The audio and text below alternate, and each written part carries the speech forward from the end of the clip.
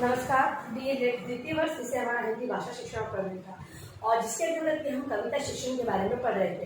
कविता का जो सौंदर्य को समझना किस प्रकार समझा जाता है। अब कविता के सौंदर्य को हम समझना चाहते हैं तो कुछ पक्षों को हमें देखना होगा। इसके बाद अभिव्यक्ति, विचार और भाव की बात हम लोग कर चुके हैं और उसी को हम विस्तार रूप से पढ़ेंगे कि जो कविता के सौंदर्य को जानना है तो इनकी अभिव्यक्ति क्या अभिव्यक्त किया गया है, किन विचारों का समावेश है और किन भावों को ध्यान में रखते हुए कविता की रचना की गई है।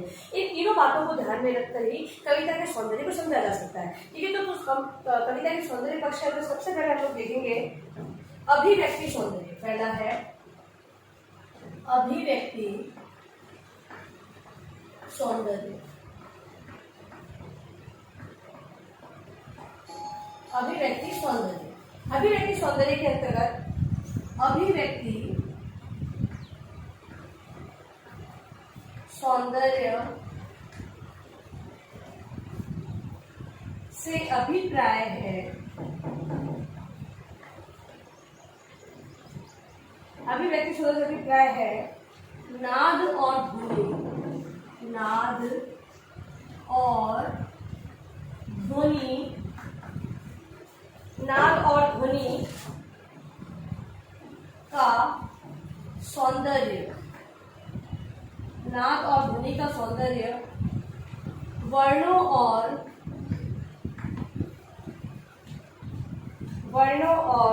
शब्दों, वर्णों और शब्दों दोनों की आवृत्ति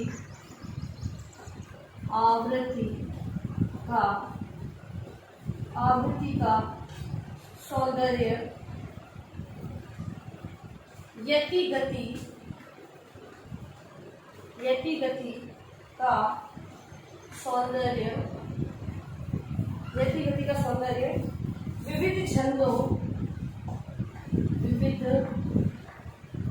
छंदों और उनके सस्वर पाठ का सौंदर्य।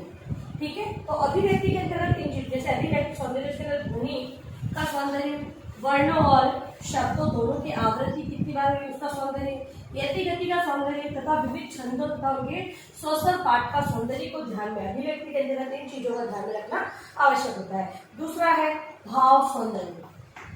भाव सौंदर्य, भाव सौंदर्य के अंतर्गत हर्ष, शौक, प्रेम, वात्सल्य, करुणा, उत्साह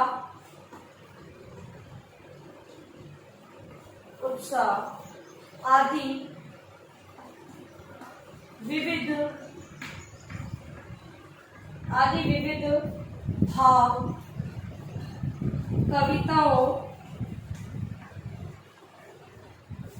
कविताओं में व्यक्त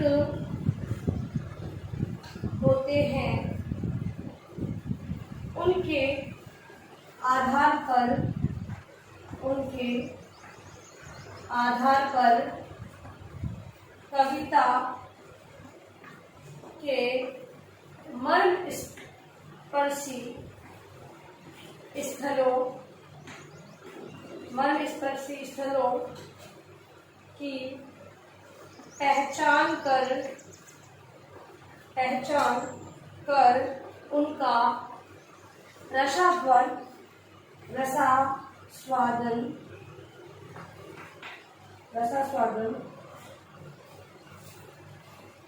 किया जाना चाहिए।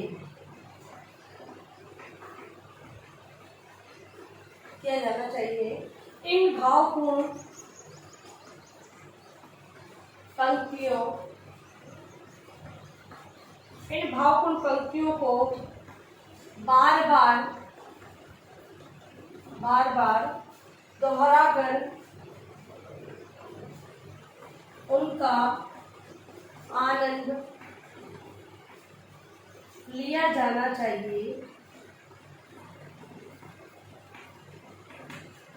चाहिए और अपनी अभिव्यक्ति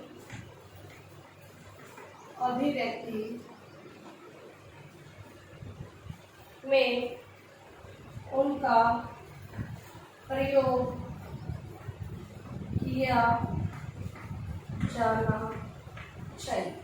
देखिए, इसके अंतर्गत जो भाव सौंदर्य पक्ष है ना, भाव सौंदर्य के अंतर्गत हर्ष का भाव, शौक का, प्रेम का, वात्सल्य का, करुणा, उत्साह, इसके अलावा भी अन्य भाव हो सकते हैं, उनका समावेश कविता में होना चाहिए। उसमें कविता में वो व्यक्त हो तथा मर्म स्पर्शी, मतलब कि एक ये कहे कि कविता एक मर्म स्पर्शी, मतलब कि किसी भी कविता अगर हर्ष की हो तो उसको स्पर्श करते हुए, उसकी पहचान करते हुए, उसके बारे में जानना या उसकी समझ विकसित करना तथा उसके भावों को और पंक्तियों को बार बार, मतलब कि कविता ऐसे तो हमारे दिल को छूने वाली होगी, मतलब कि उसमें जो भाव निहित है, करुणा, हर्ष, किसी का भी, वो अगर हमारे लिए मर्म स्पर्शी होगी, हम उसे बहुत ही अच्छी प्रकार से समझ सकेंगे, तो बार बार क्या करेंगे, उसको बोलेंगे और उसका आनंद प्राप्त करेंगे।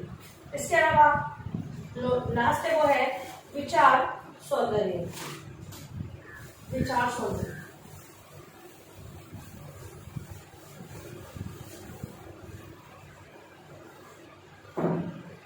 तीसरा जो प्रकार है वो है विचार सौंदर्य। विचार सौंदर्य कबीर तुलसी, रहीम, वृंद आदि के दोहों में विचार का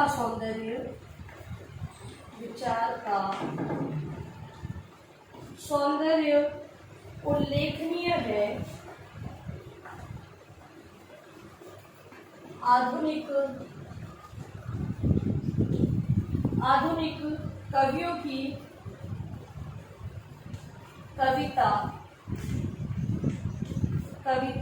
भी विचार सौंदर्य से अछूती नहीं है।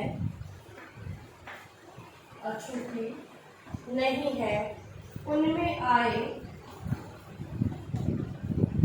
आए सात्विक और उदात्त गुणों के सौंदर्य को रेखांकित किया जाना चाहिए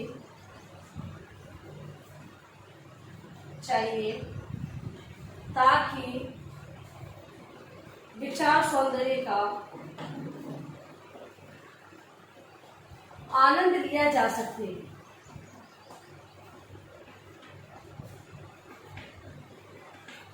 कहा गया है कि प्राचीन में जैसे कवि तुलसी, रहीम, वृंद, ये जो कवि हुए थे, इन्होंने अपने दोहों के अंतर्गत विचार को प्रधानता दी, मतलब विचार सौंदर्य का रूप प्रस्तुत किया है। और आधुनिक जो कवि है उनमें भी विचारों की प्रधानता देखी गई है, उस सौंदर्य को हमने देखा है। इसीलिए कहा गया है कि आज के जो कवि है वो भी विचार सौंदर्य से अनभिज्ञ या अछूते नहीं है। उनमें सात्विक और उदात्त गुणों का सौंदर्य रेखांकित किया जाना चाहिए ताकि विचार के सौंदर्य को देखा जा सके। जब हम उसे रेखांकित करेंगे, भाई उनको समझेंगे, जानेंगे, तभी हमें ये ज्ञात होगा कि उसमें विचारों की प्रधानता दी गई है। अब देखिए अपना गृह कार्य प्रश्न आप लोग।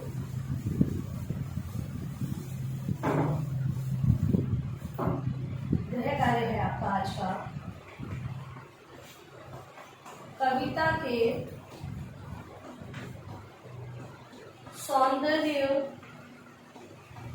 पक्ष को स्पष्ट करें। ठीक है, अभिव्यक्ति, भाव और विचारों को आपको इसमें स्पष्ट करना है। और अंत में इस महामारी के दौर में कम से कम आवश्यक कार्य होने पर घर से बाहर निकलते तो 3 बातों का विशेष ध्यान रखें। मास्क लगाए, सोशल डिस्टेंस लगाए और हाथों को बार-बार सैनिटाइज करते रहे। सोशल सभी का ध्यान